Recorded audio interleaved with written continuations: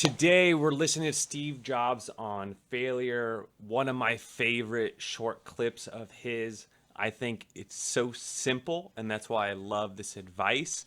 But let's go ahead and break this down on what he says that's completely applicable to today and the future. No, I've actually always found something to be very true, which is most people don't get those experiences because they never ask.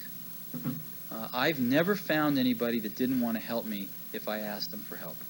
I always call them up. I called up, this will date me, but I called up Bill Hewlett when I was 12 years old, and he lived in Palo Alto. His number was still in the phone book. And he answered the phone himself. He said, yes? He said, hi, I'm Steve Jobs. I'm 12 years old. I'm a student in high school, and I want to build a frequency counter. And I was wondering if you had any spare parts I could have. So Bill was the CEO of Hewlett Packard at the moment before Apple, which was basically one of the largest computer companies at that time, right? He called the CEO at his home number. Like there was Yellow Pages back then, so you could find these phone numbers. But even today with text messaging, LinkedIn, email, finding someone's assistant, you never want to be a pest. You don't want to stalk someone.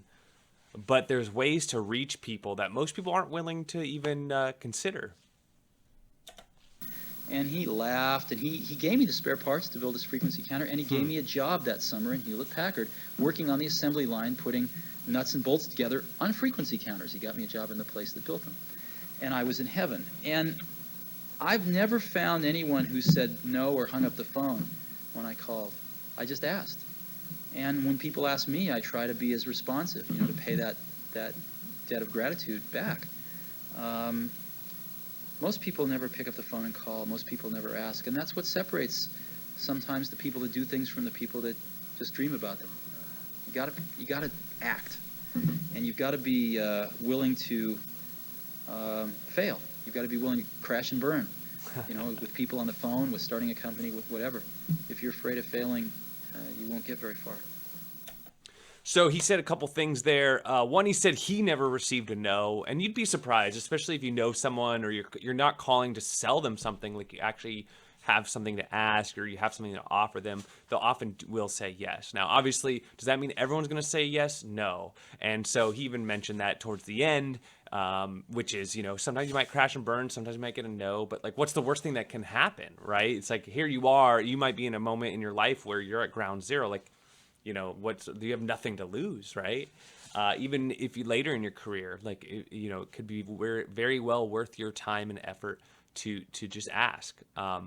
So I love that. I love those two things, right?